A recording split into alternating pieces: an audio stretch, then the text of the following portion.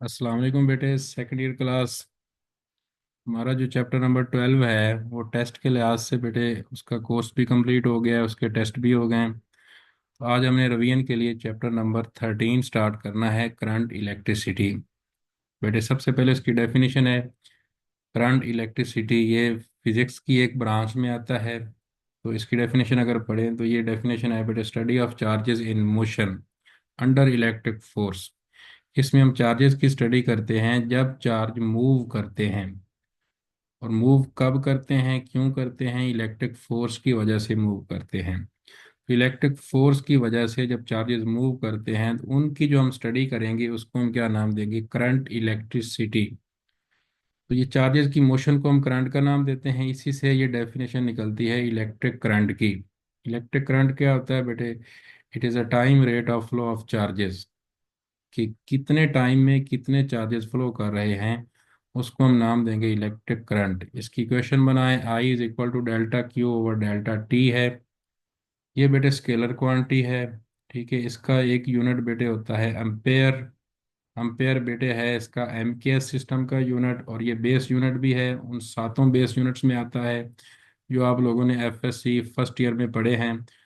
तो 1 ampere equal होता है 1 कूलम पर सेकेंड। यहाँ से एम्पेयर की डेफिनेशन भी आ सकती है कि एम्पेयर जो है, इसको डिफाइन करें तो आप इसको कैसे डिफाइन करेंगे?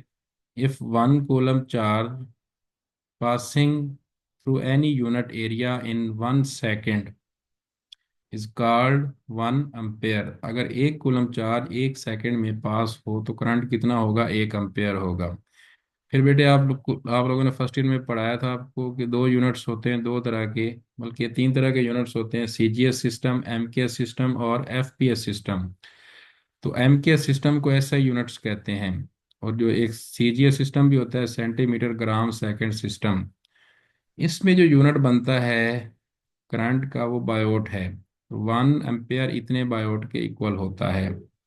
इसी तरह बेटे टाइप्स हैं उसकी, करंट की। करंट बेटे दो तरह का होता है, डीसी करंट और एसी करंट।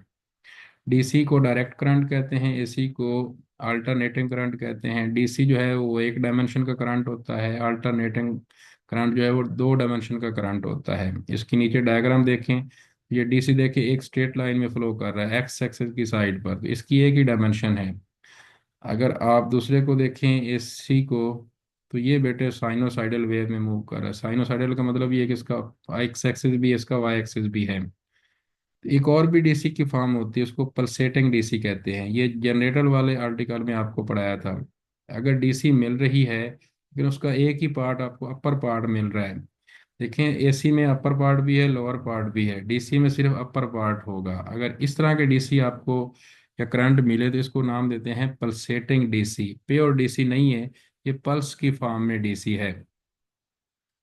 इसको हम मजीद आगे डिस्कस करेंगे चैप्टर नंबर 18 में। वो आर्टिकल एक आएगा ब्रिज वाला आर्टिकल, उसमें ये पल्सेटिंग डीसी यूज होती है बेटे।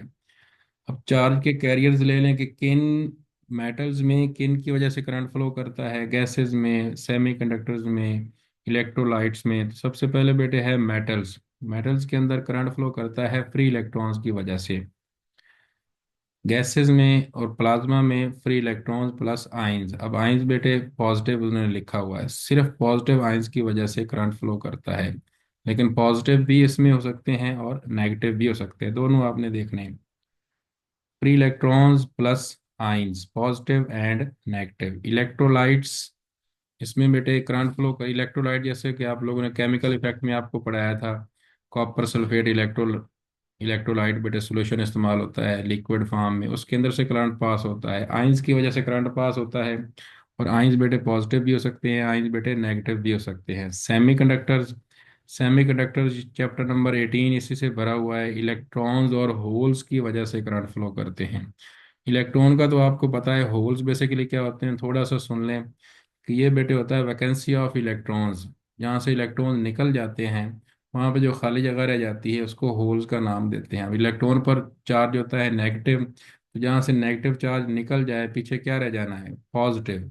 इसको हम कंसीडर करते हैं कि होल्स पर पॉजिटिव चार्ज है। एक्चुअल में कोई चार्ज नहीं होता, लेकिन इलेक्ट्रॉन के निकल जाने की वजह से इस पर हम पॉजिटिव चार्ज कंसीडर करते हैं। ये राइट साइड पर कुछ इन्फॉर्मेशन है, इसको बेटे पढ़ लेना। अब इसकी मज़ीद दो टाइप्स हैं, कन्फिग्रेशन है डायरेक्शन के लिहाज से। तो एक करंट होता है बेटे कन्वेंशनल करंट, दूसरा होता है इलेक्ट्रॉनिक करंट। इलेक्ट्रॉनिक करंट तो नाम से ही जाहिर है, इलेक्ट्रॉन की वजह से फ्लो करने वाला करंट। अब इलेक्ट्रॉन पर चार्ज क्या होता है बेटे, नेगेटिव। तो अगर आप बैटरी रखें, बैटरी का एक टर्मिनल नेगेटिव होता है, एक टर्मिनल पॉजिटिव होता है। तो वायर्स में समझें कि इलेक्ट्रॉन्स हैं, नेगेटिव चार्जेस मौजूद हैं।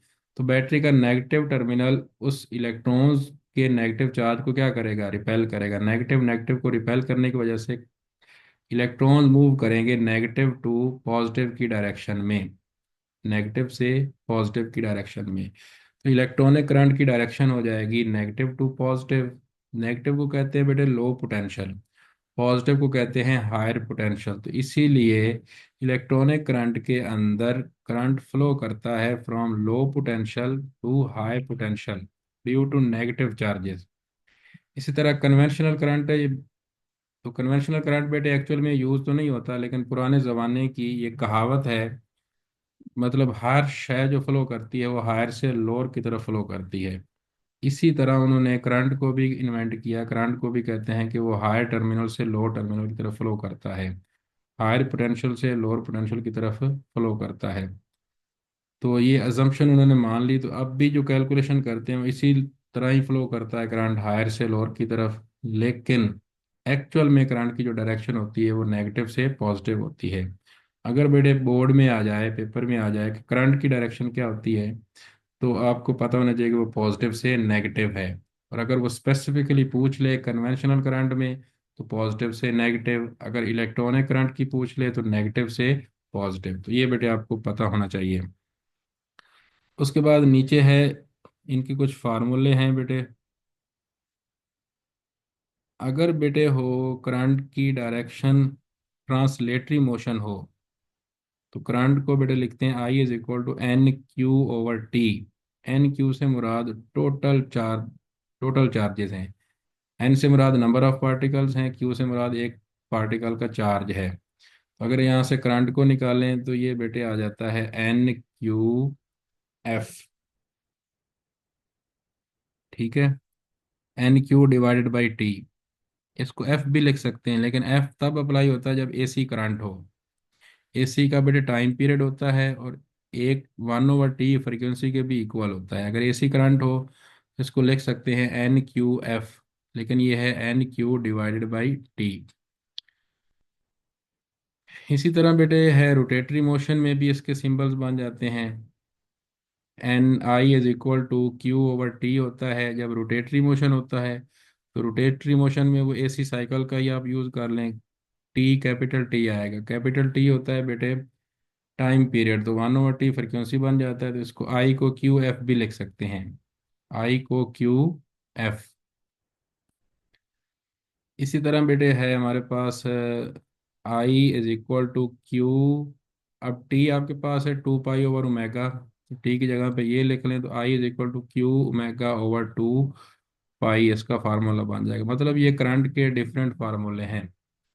हम जो आमतौर पर पढ़ते हैं बेटे मेटेलिक कंडक्टर्स के लिए, वो delta Q is equal to N E है, और I is equal to delta Q over delta T है। तो यहाँ पे एक डेल्टा क्यू की जगह पे एन ई लिख लें, ओवर टी आ जाएगा। तो ये करंट को फाइंड करने के लिए भी एक फार्मूला, ये आपके न्यूमेरिकल्स में ये बेटे इस्तेमाल होता है। अब नीचे इसकी कुछ एग्जांपल्स हैं। तो बेटे एक दो एग्जांपल्स मैं यहाँ पे समझा देता हूँ, बाकी आप इसको पास करके खुद इसको कर लेना, ये आसान सी है। 5 mA current flows through a conductor in 6 microsecond. 5 mA current है, किसी कंडक्टर में फ्लो कर रहा है 6 माइक्रोसेकेंड में। What is the charge flowing through the conductor. Charge कितना फ्लो करेगा। चार्ज के फ्लो को हम करंट का नाम देते हैं। तो आई क्या होगा बेटे, delta Q over delta T. तो करंट यहाँ पे निकालेंगे, उसने सिर्फ चार्ज पूछा है, चार्ज। तो हमने डेल्टा क्यू फाइंड करना है, डेल्टा टी को उधर जाके मल्टीप्लाई करें, डेल्टा क्यू इक्वल आएगा आई डेल्टा टी। आई की वैल्यू भी गिवन है, डेल्टा टी की वैल्यू भी गिवन है, दोनों को मल्टीप्लाई करेंगे तो ये बेटे आपके पास आंसर आ जाएगा। अब ये डेल्टा क्यू है, साथ यूनिट नहीं लिखा हुआ, आपने यूनिट भी लिखना है कोलम। चार्ज का यूनिट क्या होता है? कोलम। अब बेटे नीचे इलेक्ट्रॉन्स गिवन है। इलेक्ट्रॉन्स अगर गिवन हो तो ये जो ऊपर फार्मूला पड़ा है ये आपने फार्मूला यूज करना है, इसको पास करके देख लेना। पर फिर डेल्टा क्यू की जगह पे आई टी भी यूज कर सकते हैं, ये हमने यहाँ पे लिखा है। ठीक है। फिर दोनों फार्मूले यहाँ पे कंबाइन हुए हैं बेटे, तो यहाँ तक आपने इसको पास करके सारे एमसीक्यू सॉल्व करने हैं बेटे। ठीक है।